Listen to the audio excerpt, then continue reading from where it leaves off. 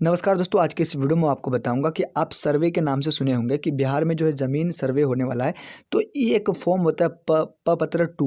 तो इसको फॉर्म को जो है भरना बताएगा, हम नहीं बताएंगे आपको। एक कानून को सर जो सरकारी कर्मचारी है उसके माध्यम से आप इस वीडियो को देखें और उसके माध्यम से आप पपत्र 2 भरना सीखें, ठीक है। तो हम आपको वीडियो के लास्ट में मिलते हैं, ठीक है।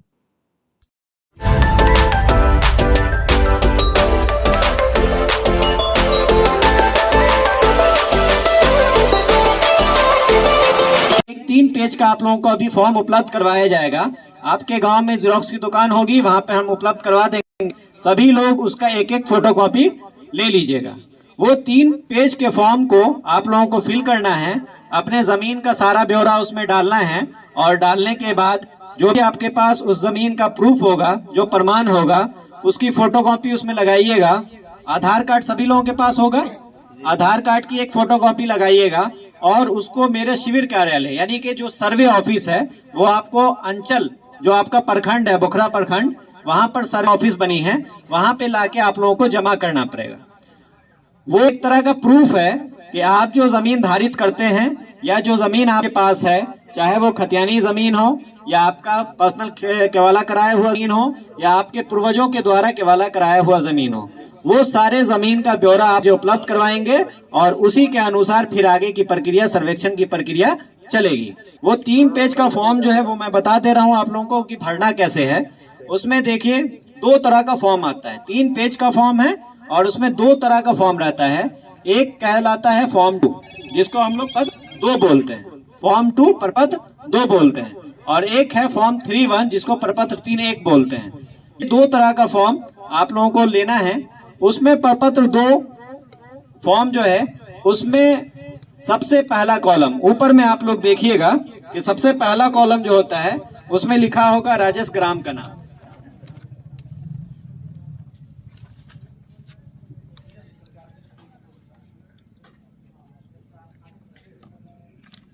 ये देख लिए, ये फॉर्म है जो फॉर्म 2 कहलाता है। इस तरह का फॉर्म आप लोगों को मिलेगा, ये फॉर्म 2 कहलाता है।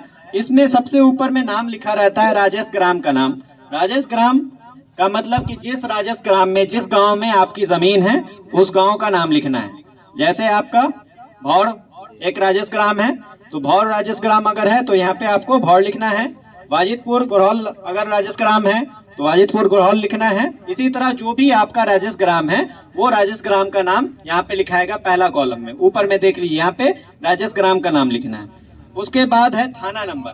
हर एक राजेश ग्राम का एक थाना नंबर होता है जो आप लोगों को पता ही होगा, और अगर पता नहीं है तो हमसे संपर्क कर लीजिएगा, हम बता देंगे। उस राजेश ग्राम का थाना नंबर लिखना है। तीसरा ऑप्शन है हल्का नंबर। हल्का नंबर आप लोगों को छोड़ देना है, ये पहले यूज होता था जब जमाबंदी वगैरह में इसका इस्तेमाल होता था। इस बार हल्का नंबर का कोई मतलब नहीं है तो ये आप लोग छोड़ दीजिएगा। चौथा कॉलम है पुलिस थाना। आपका थाना कहाँ है, जो पुलिस थाना होता है वो थाना कहाँ है, वो बोखरा है आप लोगों का, बोखरा लिख दीजिएगा। अंचल बोखरा है तो वहाँ पे भी बोखरा लिख दीजिएगा, और जिला आपका सीतामढ़ी है तो वहाँ पे सीतामढ़ी लिख दीजिएगा। उसके नीचे कॉलम बना हुआ है, टोटल 11 कॉलम है, और उस कॉलम में पहला कॉलम जो है वो है रैयत का नाम, सह हिस्सेदार का नाम एवं पिता का नाम। रैयत बोलते हैं हम उस आदमी को जो किसान उस जमीन को जोत रहा हो, जो जमीन वो जोतता है उस आदमी को हम लोग सर्वे के लैंग्वेज में रैयत बोलते हैं। तो रैयत का नाम का मतलब ये हुआ कि जो वर्तमान में, जो हाल में उस जमीन को जोत रहा है, आबाद कर रहा है, उस आदमी का नाम वहां पे लिखाएगा। इसमें 2 केस बनता है। पहला ये केस कि किसी एक आदमी की वो जमीन होगी, किसी एक आदमी की जमीन होगी तो वहां पे एक आदमी का नाम लिखाएगा। लेकिन अगर वही जमीन खतियानी जमीन है आप लोगों की, या आपके पूर्वजों के नाम पे जमीन है और उसका अभी तक बंटवारा नहीं किया गया है, तो सारे भाई के द्वारा मिलके उसको जोतकोड़ किया जा रहा है, तो जितने भाई के द्वारा जोतकोड़ किया जाएगा वो सारे भाई का नाम यहाँ पे दर्ज होगा। अगर एक आदमी जोत रहा है तो एक आदमी का नाम, और अगर 2-4 भाई मिलके उसको जोतकोड़ रहे हैं तो 2-4 भाई सबका नाम दर्ज होगा, और उसके नीचे आपके पिताजी का नाम दर्ज होगा। पहला कॉलम ये है कि रैयत का नाम, सह हिस्सेदार का नाम और उनके पिता का नाम। तो एक आदमी अगर उसको जोत आबाद कर रहा है तो एक आदमी का नाम लिखिए, अगर अलग से हिस्सेदारी आपको मिली हुई है तो एक आदमी का नाम लिखिए, और अगर 4 भाई, 3 भाई, 5 भाई जो भी हैं वो सारे मिलके उसको जोताबाद कर रहे हैं, तो सारे भाइयों का नाम वहां पे दर्ज होगा और सबसे नीचे आपके पिताजी का नाम दर्ज होगा। दूसरा कॉलम जो है वो है अस्थाई पता। अस्थाई पता का मतलब होता है कि जहां आप घर बनाकर रह रहे हो, जहां पे आप हमेशा के लिए रहते हो। ऐसा भी केस बनता है कि आपकी जमीन हो सकता है 2 से 3 गांव में हो, एक गांव में भी है, दूसरे गांव में भी है, तीसरे गांव में भी है, लेकिन आपका जो अस्थाई पता होगा, जो घर होगा, वो हमेशा एक जगह पर होगा। तो अस्थाई पता आप सेम लिखिएगा, लेकिन अगर आपकी जमीन 2 गांव में है तो आपको इस तरह का 2 फॉर्म भरना पड़ेगा। हर गांव के लिए अलग अलग फॉर्म आता है, ठीक है। जैसे बाजितपुर गरौल है तो गरौल के लिए अलग फॉर्म भरिएगा, भौर है तो भौर के लिए अलग फॉर्म भरिएगा।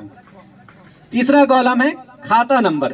खाता नंबर, हर एक जमीन का एक खाता नंबर होता है जो आपके पेपर पे लिखा रहेगा, वहां से देख के यहाँ पे खाता नंबर लिखिएगा।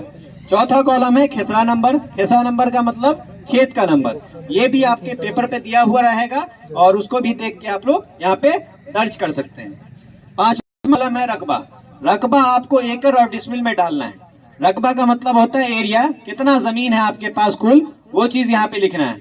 बहुत सारे लोग के पेपर पे कट्ठा में जमीन लिखा होगा, ठीक है, या फिर आप लोग जो आपसी बोलचाल में इस्तेमाल करते हैं वो कट्ठा में लिखते हैं, तो वो कट्ठा आप लोगों को नहीं इस्तेमाल करना है, आप लोगों को इस्तेमाल नहीं करना है, इसमें नहीं लिखना है। इसमें जो भी लिखिएगा आप लोग वो डिसमिल में लिखिएगा, ठीक है। वो आपके पेपर पे लिखा ही रहता है, बहुत सारे पेपर पे कट्ठा और डिसमिल 2 लिखा रहता है, तो आपको यहाँ पे डिसमिल में लिखना है या एकड़ में लिखना है। अगर जमीन आपकी एकड़ में पुरती है तो एकड़ में लिखिए, और अगर डिसमिल में पुरती है तो डिसमिल में लिखिए। उसका अगला कॉलम है चौहद्दी। चौहद्दी में एक चीज ध्यान ये रखना है कि चौहद्दी जो होती है वो आपके पेपर पे कुछ और होगी और वर्तमान चौहद्दीदार आपके कोई और होंगे। जैसे आप आज से 10 साल पहले केवाला लेते हैं और 10 साल पहले वाले केवाला पे जो चौहद्दीदार का नाम है वो चौहद्दीदार हो सकता है वर्तमान में बदल गया होगा। जो आपके बगल में जिनकी जमीन थी वो भी उस जमीन को खरीद बिक्री कर लिए किसी और के हाथ, तो वो चौहद्दीदार आपके बदल गए होंगे। तो जो पेपर पे चौहद्दीदार हैं उनके नाम से उनका नाम यहाँ पे दर्ज नहीं होगा, बल्कि आपके जो वर्तमान चौहद्दीदार हैं, अभी आप अपने खेत पे चले जाइए और खेत के चारों तरफ देख लीजिए, उत्तर, पूरब, दक्षिण और पश्चिम, ये चारों तरफ आप देख लीजिए कि किसकी जमीन है। तो जो वर्तमान में उसको जोत आबाद कर रहा है, जिसके दखल कब्जे में वो वर्तमान में है, उस आदमी का नाम, उस किसान का नाम यहाँ पे चौहद्दी में दर्ज करना है। वर्तमान स्थिति के हिसाब से चौहद्दी यहाँ पे दर्ज होगी। 7वां कॉलम है किस्म जमीन। किस्म जमीन का मतलब हो गया कि जमीन का उपयोग किस तरह किया जा रहा है। जिस तरह से भी आप जमीन का उपयोग कर रहे हैं वो किस्म जमीन हो जाएगी। जैसे अगर किसी जमीन पे घर बना के रह रहे हैं तो घरारी की जमीन कहलाती है। तो अगर घर वाली जमीन है तो किस्म जमीन में घरारी लिखाएगा। खेती करते हैं किसी जमीन में, कोई फसल उपजाते हैं तो वो कृषि वाली जमीन कहलाती है, जिसको कृषित बोलते हैं। तो अगर किसी जमीन पे आप लोग खेती कर रहे हैं तो वहां पे लिख दीजिए कृषित जमीन, ठीक है। वैसे ही बहुत सारे लोग होंगे जो अपने जमीन में तालाब वगैरह खुदवाए होंगे मछली पालन करने के लिए, ठीक है। तो अगर पोखर वगैरह बनाए हुए, तालाब बनाए हुए हैं तो वहां पे तालाब या पोखर लिख दीजिए। बहुत सारे लोग होंगे जो अपनी जमीन पे आम बागान, लीची का बागान, इस तरह का गाछी वगैरह लगाए होंगे, ठीक है। तो अगर इस तरह का कोई गाछी है तो वहां पे गाछी या बागीचा लिख सकते हैं। तो ये उपयोग किस तरह से आप जमीन कर रहे हैं वो उपयोग के हिसाब से यहाँ पे किस्म जमीन दर्ज करना है। तो जैसा आपके पास जमीन है, जिस जमीन का उपयोग जिस तरह से हो रहा है वैसा आप किस्म जमीन में दर्ज करेंगे। 8वां कॉलम है लगान।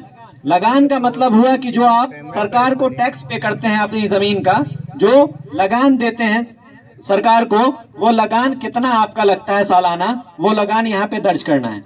बहुत सारे लोग ऐसे होंगे जिनके नाम पे अभी दाखिल खारिज नहीं हुआ होगा या उनके नाम से रसीद नहीं कटता होगा, तो वैसे लोग इस कॉलम को खाली छोड़ सकते हैं। ये कॉलम कंपलसरी नहीं है। कॉलम नंबर 8 और 9 जो है ये कंपलसरी नहीं है, ये ऑप्शनल है। अगर आपके पास उपलब्ध है तो यहाँ पे भर दीजिए, उपलब्ध नहीं है तो इसको खाली छोड़ सकते हैं। 8 में आपका लगान है और 9 में है जमाबंदी संख्या। जमाबंदी संख्या भी तभी आएगी जब आपका दाखिल खारिज आपके नाम से होगा। तो अगर जमाबंदी संख्या आपको उपलब्ध है, आपके पास है, तो वहां पे लिख दीजिए, अगर नहीं है तो उसको खाली छोड़ सकते हैं। 10वां कॉलम है भूमि पे दावा का आधार। ये सबसे बड़ी चीज है किसी भी जमीन के लिए। कि आप जो जमीन पे कब्जा दिखा रहे हैं, जो जमीन का ब्यौरा यहाँ पे आप भर रहे हैं, उस जमीन पे दावा का आधार क्या है, किस आधार पे आप दावा कर रहे हैं कि वो जमीन आपकी है। तो दावा के आधार में 3-4 तरह का पेपर आता है, जिस पेपर के आधार पे आप दावा कर सकते हैं किसी जमीन पे। सबसे पहला जो आधार होता है, जो महत्वपूर्ण आधार है किसी जमीन का, वो है खतियान। यानी कि जो 1960 के दशक में आप लोगों का गांव का खतियान बना हुआ है, वो खतियान के बेस पे कोई भी जमीन पे। जी हाँ दोस्तों, आपको ने एक यानी कि कानून गोंड सर ने जो समझाया आपको कि ये कौन सा ज़मीन है, खतियानी ज़मीन है, केवाला ज़मीन है, या कोई दान में आपको ज़मीन दिया है, कैसे ज़मीन दिया है, तो आपको जो है 10वां कॉलम में इस तरह का भरना है। अगर आपका खतियानी ज़मीन है तो उसको वहाँ भरना है, अगर केवाला वाला ज़मीन है तो केवाला वाला भरना है आपको। और अगर आपका ज़मीन यानी कि ज़मीन का किस्म पूछा गया है कि आपको अगर कोई दान में ज़मीन मिला है तो इस ज़मीन का यानी कि भर देंगे। और दूसरा यानी कि 11वां कॉलम में अगर कोई केस चल रहा है इस यानी कि ज़मीन में, तो वो 11 नंबरवां कॉलम में यानी कि यह करेंगे, यानी कि आप क्या करेंगे, भर देंगे। ठीक है? तो आपने यानी कि आई होप कि भरना सीख गए होंगे, क्या भरना सीख गए होंगे, प्रपत्र 2 भरना सीख गए होंगे। और उसके 11 नंबर कॉलम में इसलिए लिया जाता है कि अगर केस चल रहा है तो वो खतियान में केस वाला भी चढ़ जाएगा और केस नंबर भी आप उसमें दे दीजिएगा, तो आपका पता चल जाएगा इस ज़मीन में केस था। तो यही था वीडियो। वीडियो कैसा लगा? वीडियो अच्छी लगी तो वीडियो को लाइक करके चैनल को सब्सक्राइब जरूर कीजिएगा।